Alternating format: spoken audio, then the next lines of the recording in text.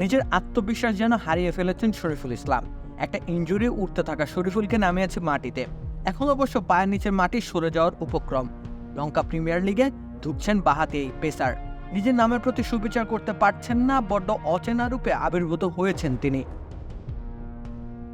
এখন অবধি এলপিএলে 3 ম্যাচ খেলেছেন। প্রথম 2 ম্যাচে 2টি করে 4টি উইকেট বাগিয়েছেন বটে, কিন্তু তৃতীয় ম্যাচে ড্রেসিং রুমে ফিরেছেন একেবারে খালি হাতে। জাফনা কিংসের বিপক্ষে কোনো উইকেট শিকার করতে পারেননি তিনি। তার থেকেও দৃষ্টিকটু বিষয় তার নামের পাশে রানের সংখ্যা। 3 ওভারে 47 রান দিয়েছেন।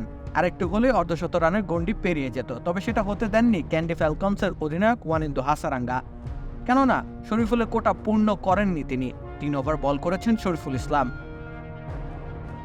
অবশ্য এই অবাধ রান বিলিয়ে যাওয়ার ঘটনা তিনি এলপিএলে নিয়ম করে ঘটিয়েছেন। প্রথম ম্যাচে শরীফুলের খরচা 43 রান। দ্বিতীয় ম্যাচে যদিও সংখ্যাটা কমেছিল খানিক, 32 রান এসেছিল তার করা ওভারগুলো থেকে। ধারাবাহিকভাবে রান বিলিয়ে দিচ্ছেন তিনি। প্রতিপক্ষের জন্য রীতিমতো রান মেশিনে পরিণত হয়েছেন তিনি। অথচ বিশ্বকাপের শুরুর আগে প্রস্তুতি ম্যাচেও দারুণ বোলিং করেছিলেন শরীফুল। হাতের ইনজুরিতে মাঠ ছাড়ার আগে একটি উইকেট নিয়েছিলেন। নিজের চতুর্থ ওভারের পঞ্চম বল অবধি রান দিয়েছিলেন মোটে 26টি। এরপর পুরো বিশ্বকাপ তিনি কাটিয়েছেন ডাগ আউটে বসে। একটিবারের জন্য তাকে শুরুর একাদশে রাখেনি বাংলাদেশের টিম ম্যানেজমেন্ট। কিন্তু বহুবারই সুযোগ তৈরি হয়েছিল বটে, তবুও নিজেকে প্রমাণের কাঙ্ক্ষিত সুযোগ পাননি শরীফুল। সেখানেই সম্ভবত তার আত্মবিশ্বাসের ঘাটতি হতে শুরু করে। নিজের সামর্থ্যকে নিজে হয়তো প্রশ্ন করেছিলেন, কেননা এই সময়ে বাংলাদেশে পেস আক্রমণের অন্যতম সৈনিক ভাবা হয় তাকে। তবুও বিশ্বকাপে একটি ম্যাচও খেলতে না পারাটা তার জন্য হতাশার বটে।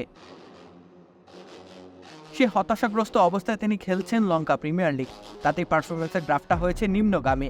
বাংলাদেশ দল সংশ্লিষ্ট কর্তা ব্যক্তিরা নিশ্চয়ই শরীফুলের পারফরমেন্সের এমন ধস অবলোকন করছেন। দ্রুতই তাদের শরীফুলের এমন দশা থেকে বেরিয়ে আসার উপায় খুঁজতে হবে, নতুবা টাইগারদের দুশ্চিন্তার কালো মেঘকে আরও খানিকটা ঘনীভূত করবে শরীফুলের এমন বাজে পারফরমেন্স। রাকিব হোসেন রুম্মান, খেলা ৭১।